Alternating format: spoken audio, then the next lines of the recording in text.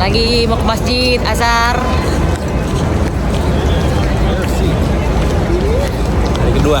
Hari kedua, Hari ke-24 jam. mulai dingin. Mulai dingin ya? Oh, sekarang kita lagi mau ke Masjid Quba untuk bersama-sama suami dan anak-anak, juga Alisa.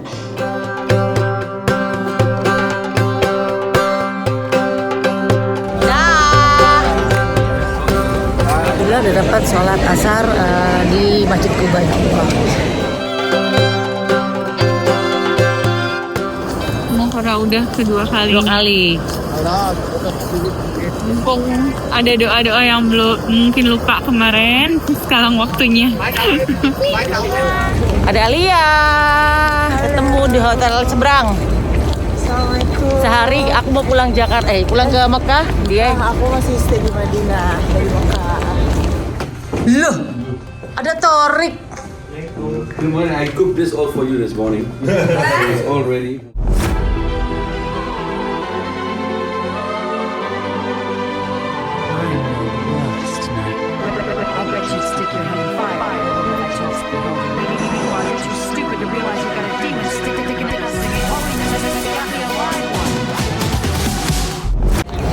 Lagi mau ke masjid asar.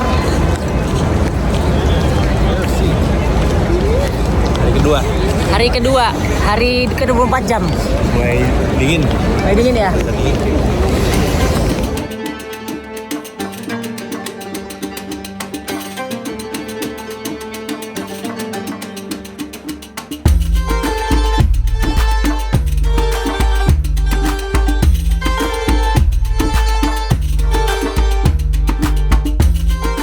Lebaran sholat di hari Jumat malam Jumat tuh rame banget karena emang hari Jumat tuh kan liburnya orang Arab, jadi ya bener-bener kayak asar.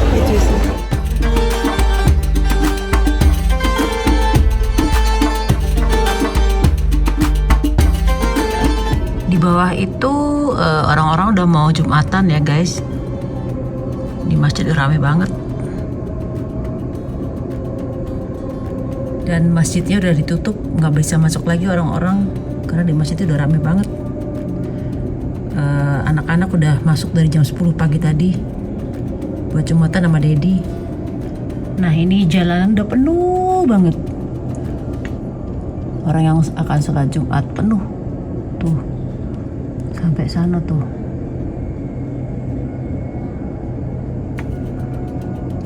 Masya Allah.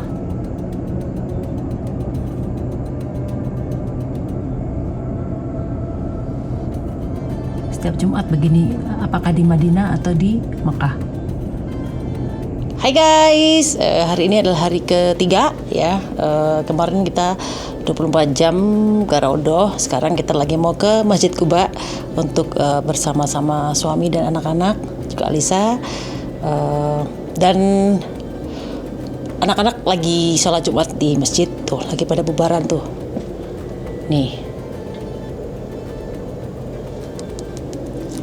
Habis ini kita langsung ke Masjid Quba bersama rombongan. Aku lagi nunggu mereka pulang dari Jumatan.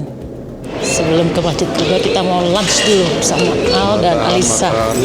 Gambar bajunya sama Alisa. Habis Jumatan ya? Habis Jumatan.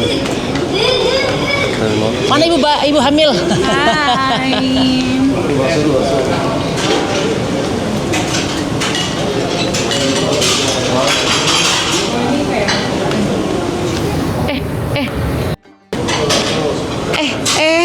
Dayo ya teko. Ada lagi. Double. Beli kemarin. Baru beli ya. Ada bakso. Bakso nih, bakso.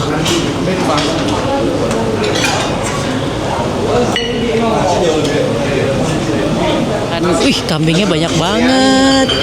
Biryani. Kalau Dedi sebagai orang Irak, dia senang banget sama makanan Timur Tengah. Wih.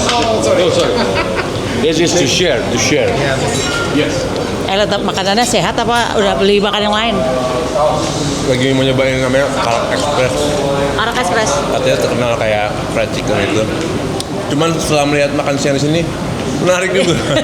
Karena kemarin nggak semenarik ini. Kemarin tuh cuma ada Kemarin kamu gak ikut makan malam, ada buntut. aku pas bangun ya telat gue. Tapi ini kayaknya juga menarik sih. Jadi kayaknya akan makan banyak hari ini. Dan nanti juga mau jalan-jalan, jadi perlu banyak yang pergi. The chicken. Wow. Looks good. Thank you. Ini ayamnya El yang beli, katanya Oh iya, viral. katanya ayam viral, nggak tahu. El aja yang tahu, kita mah nggak tahu ya. Dulu Albaik, sekarang Dulu Albaik, sekarang ini. Ini yang baik-baik. Enak baksonya. Tetep ya. Ini udah setengah jam. Masih rame bubaran Jumatan loh. Dari sini. Ini berhubung kita di Arab, tiap hari makannya kambing. Tapi amazingnya adalah baksonya rasanya rasa Indonesia banget, enak. Kambingnya belum coba ya, katanya enak. Bismillah.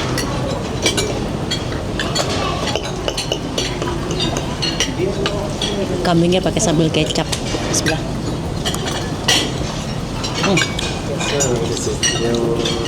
Enak pol. Enak. Jadi memang setiap hari kita di sini makannya tiap hari kambing, kasih cabai bawa dari Indonesia dan kecap manis. Sudah nendang banget kayak top, markotop.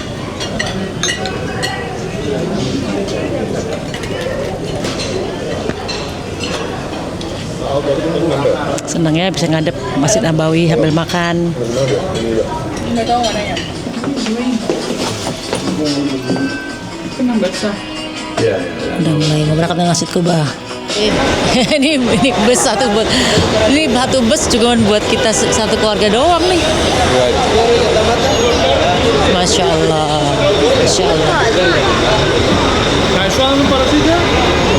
Yes. Kita berangkat sekarang guys. Mau sama Ustazah, para mutawif dan Pak Ustadz juga bareng. Tuh, kosong belakang. Dengan posisi yang sama di bus. Baik, dari hotel kita berangkat sekarang.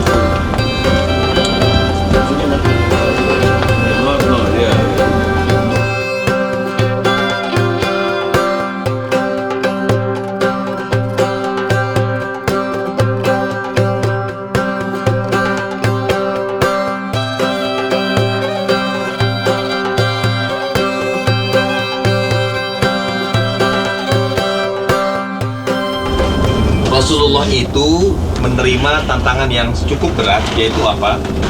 Beliau tidak boleh masuk Mekah. Orang-orang Islam Madinah itu nggak boleh masuk Mekah. Orang-orang yang sahabat-sahabat Rasul yang dari Mekah pindah ke Madinah, itu mereka bilang begini, bukan ngegerutu ya, mereka kayak kalau bahasa kita tuh sambil ngerumpi gitu. Waduh, Yang jauh, kejauhan ke Mekah ya? iya, kita nggak boleh masuk sama orang Quraisy waktu itu. Orang Quraisy itu melarang orang-orang Islam tuh masuk ke dalam Mekah, gitu. Lalu orang-orang sahabat Rasul yang dari Mekah yang pindah ke Madinah, mereka ngobrol-ngobrol gitu. Aduh, gimana ya? Kita nggak bisa datang ke Mekah nih. Dan rupanya memang dari zaman dulu, dari zaman sahabat, kerinduan akan Ka'bah tuh nyata, gitu. Nyata. Kita pun sekarang begitu, ya. Kita pulang nanti mungkin Al akan rindu lagi, enak banget ya sholat lihat Ka'bah tuh, ada kerinduan tersendiri. Jadi pada masa zaman Rasul pun, sahabat Rasul pun begitu. Mereka bilang, gimana kita nggak bisa masuk Mekah ini? Kapan kita ya bisa masuk Mekah? Apa Rasul bilang? Barang siapa yang berwudu dari rumahnya, lalu dia datang ke Masjid Kuba dan sholat 2 rakaat, maka baginya pahala umroh, kata Rasulullah gitu. Nah, hadis ini walaupun tidak mengobati kerinduan dengan Ka'bah gitu ya, kalau kita ininya spesifiknya, tapi setidaknya secara pahala umroh itu mereka dapat. Ini menandakan betapa besarnya pahala umroh yang diberikan kepada kita yang berumroh.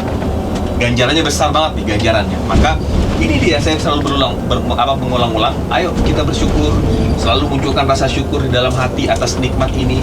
Jadi jangan kira ini adalah sebuah ibadah biasa, bukan, ini ibadah luar biasa. Bersyukur kita dikasih kesempatan untuk melakukan ini.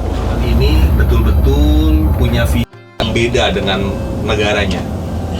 Selama puluhan tahun Saudi itu hanya dijadikan negara yang sifatnya spiritual, dikunjungi untuk umroh dan haji. dia rubah sekarang Saudi itu bukan hanya dikunjungi oleh orang-orang yang mau umroh sama haji. Bahkan untuk umroh dan haji saja fasilitasnya dipercantik gitu loh. Sudah kita lihat ya, dua menaranya tempat Yang kita. putih. Dan memang daripada diceritakan ya, kalau kita lihat ya kanan kiri ini adalah pohon kurma. Jadi waktu Rasulullah Isra Mi'raj, beliau itu sudah dari atas tuh beliau melihat ada satu daerah yang banyak pohon kurmanya. Lalu beliau bertanya sama malaikat Jibril, ya Jibril itu tempat apa? Kata Rasulullah bertanya. Lalu malaikat Jibril bilang, ke tempat itulah engkau nanti akan berdakwah ya Rasulullah. Begitu. Jadi memang Rasulullah itu sudah diberitahu bahwa dia akan akan tiba ke kota Madinah. Nah, Bapak Ibu yang saya hormati, dalam sejarah rupanya Rasulullah itu wafat di kota Madinah. Dan seperti ada quote gitu, kita akan wafat di tanah mana kita berasal. Pertanyaan apa yang coba tadi ulang lagi? Hanya pahalanya saja. Game aja. Hanya pahalanya saja. Rasanya beda. Tapi umroh ini, umroh yang mau dilakukan besok tetap harus dilakukan. Jadi ini tidak membatalkan umroh yang mau dilakukan besok. Dan kenapa ibadah ini disebut ibadah umroh, kita akan bahas pada briefing besok. Kira-kira gitu. Kita besok pagi mau briefing nih. Gimana? Oke, udah Besok pagi sampai kita di mau briefing, kita after Masjid breakfast. Kuba. Are you okay? Kayaknya cuma sama Allah. 7:30? Aman ya? Coba nih. Asal jangan bangunin di jam 4 nih. Oh no. Udah sampai di Masjid Kuba. Rasulullah itu ada keluarganya yang masih tertinggal di Mekah. Siapa? Ali bin Abi Thalib masih ditinggal di Mekah. Beberapa keluarganya Abu Bakar masih ditinggal di masih belakangan gitu kan. Rasul datang ke sini itu menunggu dulu biar masuk Madinahnya itu sama-sama. Kira-kira itu hebatnya Rasulullah, Bapak Ibu yang Jadi alasannya untuk kenapa bangun Kuba duluan, Masjid Kuba duluan? Jadi sambil menunggu, di sini dia disambut oleh Ammar bin Yasar. Kata Ammar, "Ya Rasulullah, kita bangun saja di sini tempat ibadah sambil menunggu yang lain." Disetujui sama Rasulullah, dan Rasulullah sempat menjadi imam beberapa hari di tempat ini sampai datanglah rombongan Ali bin Abi Thalib waktu itu. Kira-kira Jadi itu. baru setelah itu Masjid Nabawi yang kedua. Baru Masjid Nabawi yang kedua. Dan proses pembangunan Masjid Nabawi itu kurang lebih 8 bulan. Selama 8 bulan Rasulullah tinggal di rumah sahabat yang namanya Abu Ayyub Al-Ansori. Nah, ini hebat lagi ya Abu Ayyub Al-Ansori. Rasulullah di bawah, dia di atas. Dia nolak, masa saya di atas gitu ya Rasulullah. Dia bilang, nggak apa-apa, kamu kan tuan rumahnya. Ya nggak mungkin saya berada di atas kepalamu. Kira-kira gitu. Hormat betul sahabat sama Rasulullah itu. Dan bagaimana akhlaknya Rasul ya, beliau sudah keluar dari Mekah dengan selamat, tapi beliau masih menunggu Ali bin Abi Thalib agar bisa masuk bareng-bareng ke kota Madinah.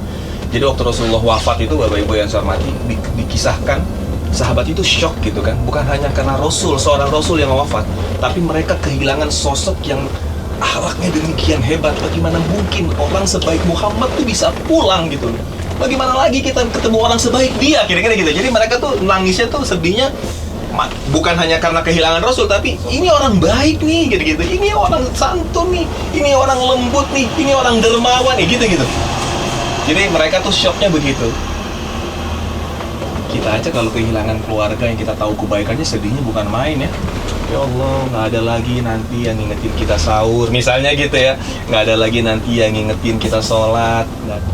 Jadi kalau ada orang sekarang nangis-nangis ketika kehilangan keluarga, ya wajar. Umar bin Khattab aja kayak begitu kan gitu ya. Oke, mari kita siap-siap untuk turun. Kita sholat asar di sini ya guys.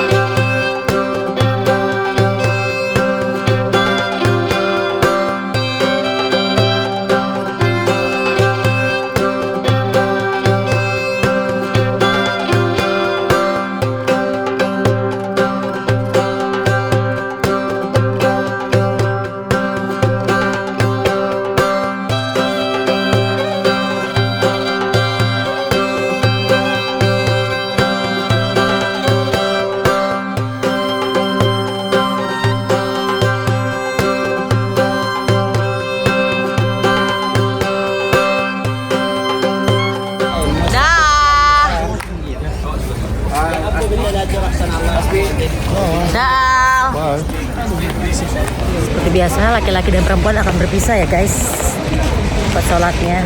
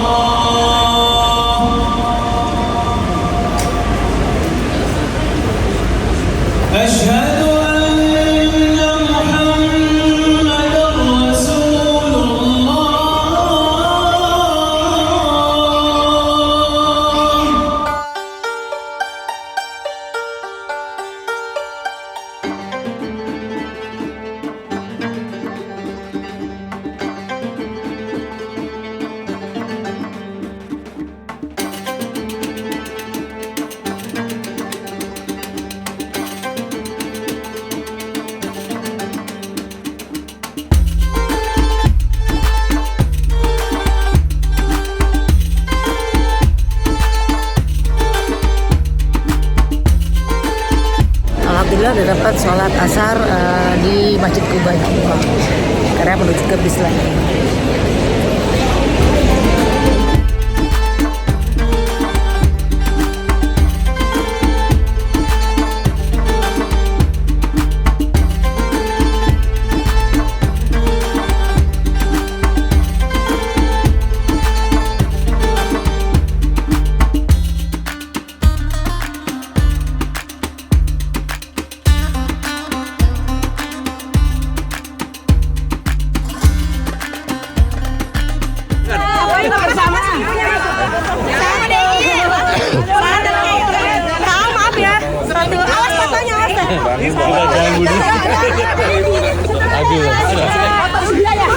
Ini sedang bersembunyi. Jalan-jalan. Dia kayak kabur juga ada. Jalan. Lagi. Awal dari kerebutin fans nih. Awal dari kerebutin fans nih.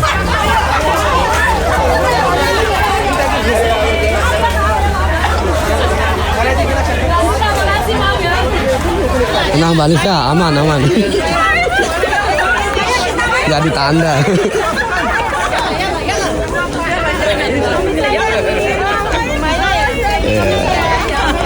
Awas tarik ibu nanti.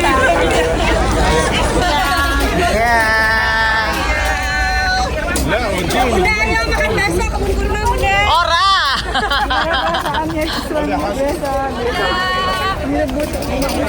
Kakak El mana?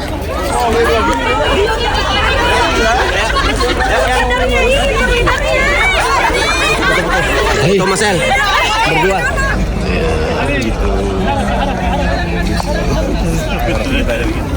Mana El Kuba? Masya Allah bagus. Dan ternyata juga lingkungannya nyaman.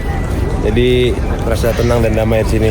Sekarang kita mau lanjut lagi ke Kemana kita? mana dikit ya? Tadi katanya ada beberapa masjid dan nanti Ke kiblatan kita. mana? Jadi ke Masjid Kuba. Oh. Habis ini kita ke Kiblatan. Oh, kita ke mau Masjid beberapa Kiblatan masjid, habis itu kita juga. akhirnya kita ke Jabal Uhud. Nanti kita lanjut lagi. Ayo ikutin terus guys.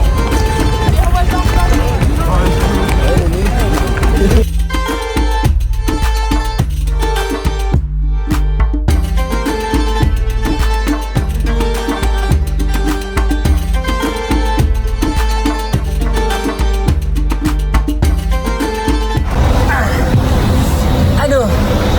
Sampai bis lagi. Alhamdulillah. Akan sama-sama sekarang bergerak menuju ke Jabal Uhud ya. Kita ke Jabal Uhud. Kita mau ke Jabal Uhud. Ini driver orang Indonesia ya? Iya. Oh alah, berarti nggak bohong hari ini. Oh. Aduh, duh. Nah, iya. Ini ternyata Jabal Uhud tapi Bapak supirnya orang Indonesia. Jagoan Pak. melewati Itu kan orang Indonesia jadi jago. Handak ya, kita Dulu melewati Pantura dia, Handak. alumni Handak tuh apa? Tempat pertempuran Handak. Oh pertempuran Yang Handak, iya. pahit itu. Lalu kita akan ke Masjid Kiblatain, tempat perpindahan kiblat. Jadi dulu itu Al dan El, kiblat kita itu belum ke Ka'bah. Waktu pertama kali wahyu sholat itu diturunkan, kiblat itu kita ke Baitul Maqdis di Aqsa. Ya. Baru pindah kiblat itu ketika Rasul sudah ada di kota ini. Sementara sholat itu berjalan di Mekah, berlangsung di Mekah setelah Rasul terima wahyu itu ada sekitar 2 tahun. Karena Rasul terima wahyu tahun 11 kenabian, beliau hijrah tahun 13 kenabian. Berarti 2 tahun di Mekah itu sholatnya menghadap Aqsa. Padahal Ka'bahnya di depan mata, kira-kira gitu. Dan setelah 16 bulan Rasul berada di kota ini, barulah kiblat itu pindah. Jadi ada beberapa poin penting yang bisa kita pelajari dari peristiwa pindahnya kiblat ini.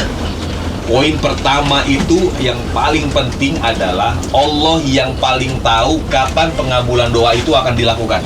Allah yang paling tahu. Rasulullah menerima wahyu 11 kenabian, wahyu sholat ya, melalui Isra Mi'raj. Beliau pindah hijrah dari Mekah itu tahun 13 kenabian. Berarti 2 tahun sholatnya menghadap ke Ka'bah. Yang paling hebat itu adalah total 3 tahun lebih. Dan wahyu atau ayat Al-Quran yang memerintahkan pindah kiblat itu adalah ayatnya menarik sekali. Kalau kita lihat ya, dalam surat Al-Baqarah 144 ayatnya. Bagaimana Allah berfirman, sungguh kami sering melihat wajahmu menengadah ke langit. Mu di sini berarti Rasulullah menengadah. Berarti selama 3 tahun Rasulullah menengadah wajahnya ke langit berharap pindah kiblat. Seorang Rasul baru 3 tahun harapannya terkabul. Wahyu untuk melakukan sholat Jumat. Sholat Jumat di sini Maka pertama ya. berhentilah Rasul di sini, lakukanlah sholat Jumat, khutbah pertama. Dilakukan Ini khutbah pertama di sholat Jumat. Sebelah kiri, betul, Masjid Jumat. Ya, Masjid Jumat, masjid tempat yang dipakai oleh Rasul, tanah lapangnya waktu itu untuk melakukan sholat Jumat. Nah, ini di depan masjid handaknya di depan kita. Kita lagi berarti di mana masjid? Oh, Masjid Handak. Bukan maksudnya yang atas itu bos, yang atas itu tuh di atas gunung. Itu langsung begini aja langsung. Biar bisa kita lihat Masjid Al-Fatah. Ada nggak Masjid Al-Fatah? Itu kelihatan depan. Mana sih? Itu Fatah itu. Yang kuning. Itu ada di situ ada Masjid yang mana? di sebelah Kan di putih kanan. Itu ada masjid, ada bangunan kotak. Kotak Ya, kocak. kotak. Itu pos penjagaannya Nabi Muhammad waktu itu. Beliau ada di sana. Kotak yang ini nih. Itu beliau berdoa.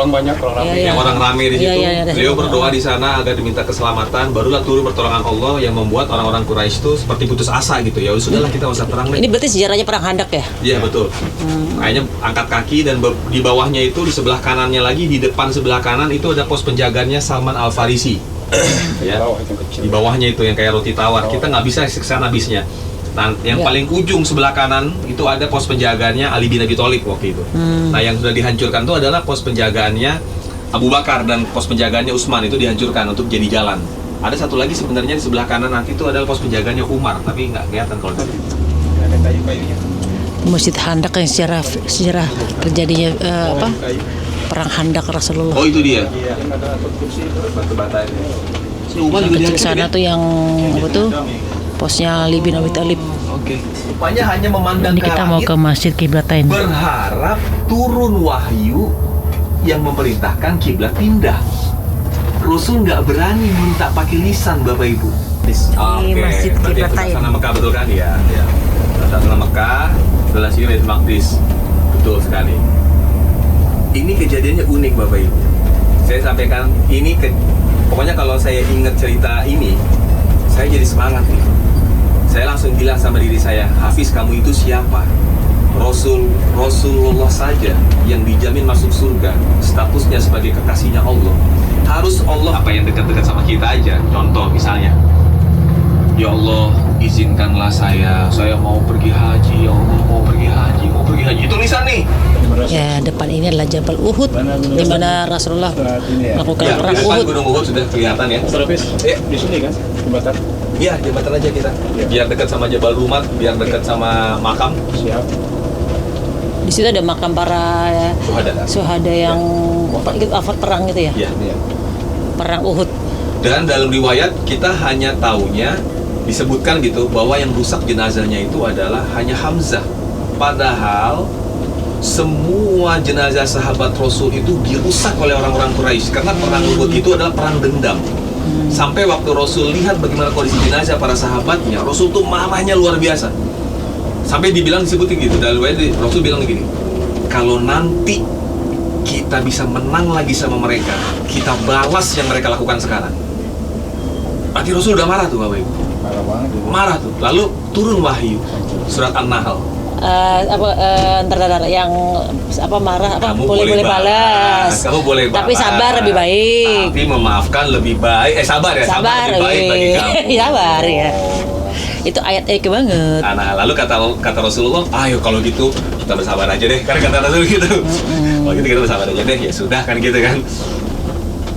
Kamu balas boleh. Tapi kalau kamu balas tuh nggak akan selesai urusan. Lebih baik kamu sabar aja deh. Karena di balik kesabaranmu itu ada hal baik yang sudah disiapkan buat kamu. Kira-kira gitu. Betul. Ya, memang ini indah untuk diucapkan Bun ya. Begitu harus menjalaninya nggak gampang. Boleh apa jadi kafe? Nah, itu apa tidak ini atas yang orang tadi tuh banyak cerita, orang itu cerita. namanya Jabal Rumat sebelah apa ya? Ini batu ini kan? Itu Jabal Rumat. Mana Pak? Belakang sana tuh rumah-rumah Iya, kan. iya betul. Apartemen. Rumah ya apartemen apa sih namanya ya? Rumah susun. Rumah susun ya. Kalau di sini namanya rumah susun Pak. Kayak kontrakan gitu lah Pak. Kalau kita namanya kontrakan gitu ya. Dijual ya? Disewakan mungkin Pak. Apa namanya itu Jabar Umat? Jabal Rumat. Jabar Umat yang orang-orang Ya. tadi berdiri itu ya. Nah, pasukan pemanah itulah yang tadi yang saya sudah sampaikan yang melanggar perintah Rasul. Karena Rasul bilang, whatever, kalian jangan turun. Menangkah kita, kalahkah kita, kamu tetap stay di sana. Mereka turun.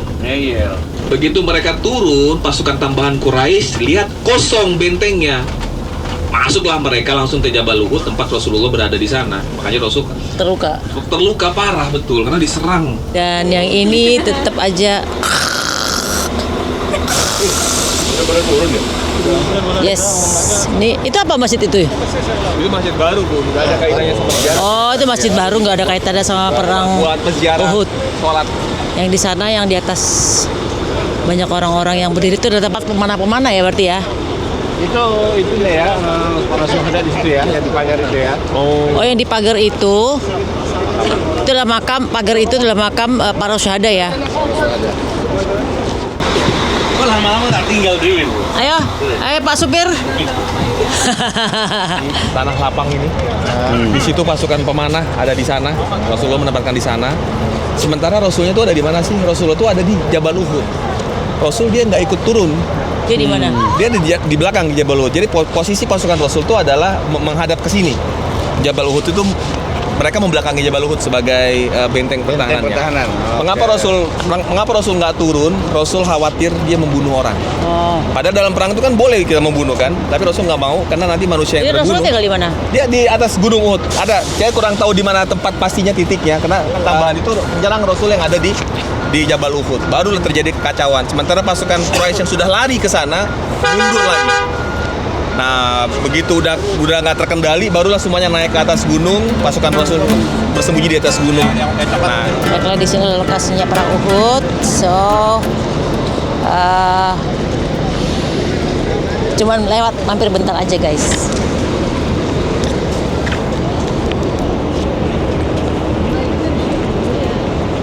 Jadi hari ini emang mampir Masjid Kuba, terus kemudian lewat Masjid Kiblat lain dan mampir ke Jabal Uhud.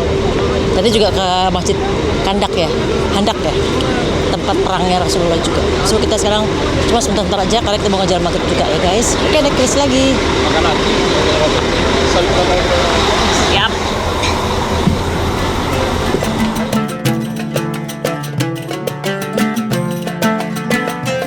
Oke, kita sekarang lagi mau ke Raudah yang kedua kali karena besok kita akan melakukan umroh dan akan menuju ke Makkah sama Alisa. Mau ke Raudah kedua kali. Mumpung ada doa-doa yang belum mungkin lupa kemarin, sekarang waktunya.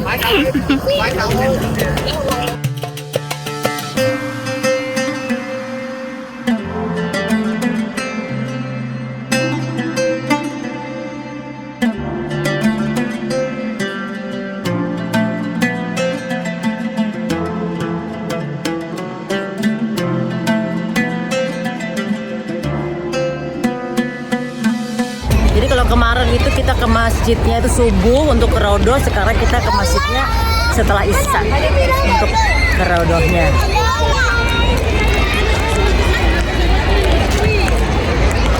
Selatan Madinah.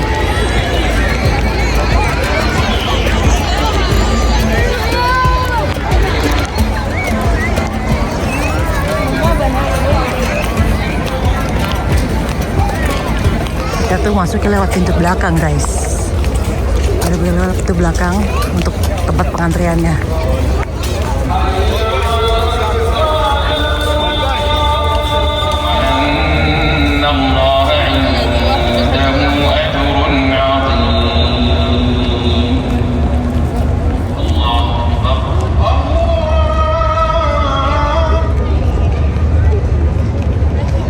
Nah, itu yang hijau adalah tempat Rasulullah dimakamkan. Nah ini Nah ini belum dibuka pintunya, guys. Kita harus nunggu dulu sampai dibuka ya. Nah, mulai dibuka.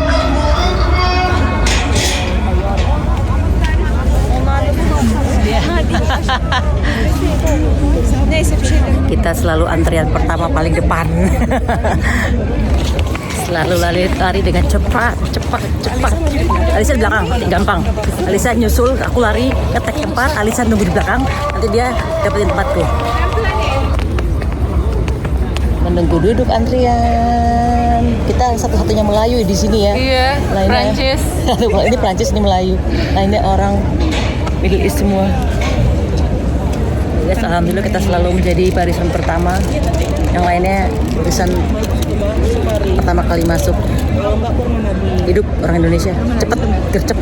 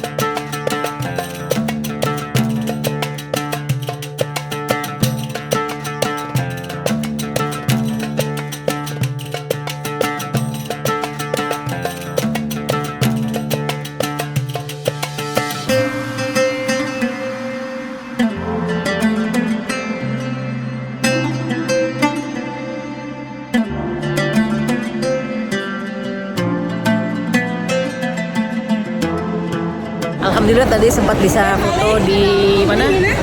Di mimbar, dikasih kesempatan. Nilai.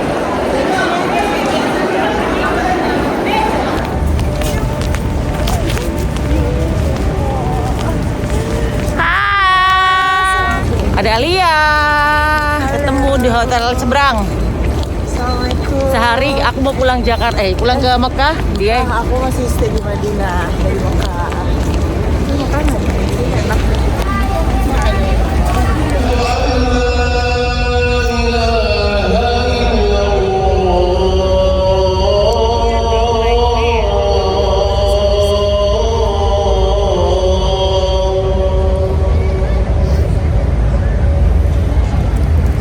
harusnya dibuka ini.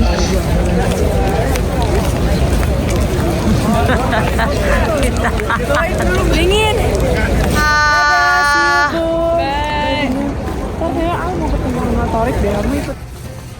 Loh, ada Torik. Good morning. I cooked this all for you this morning. It's all ready. Bohong banget. Very nice. Habis subuhan dari masjid. Yeah. Amazing. Yang ini nggak mau breakfast, katanya mau sama istrinya.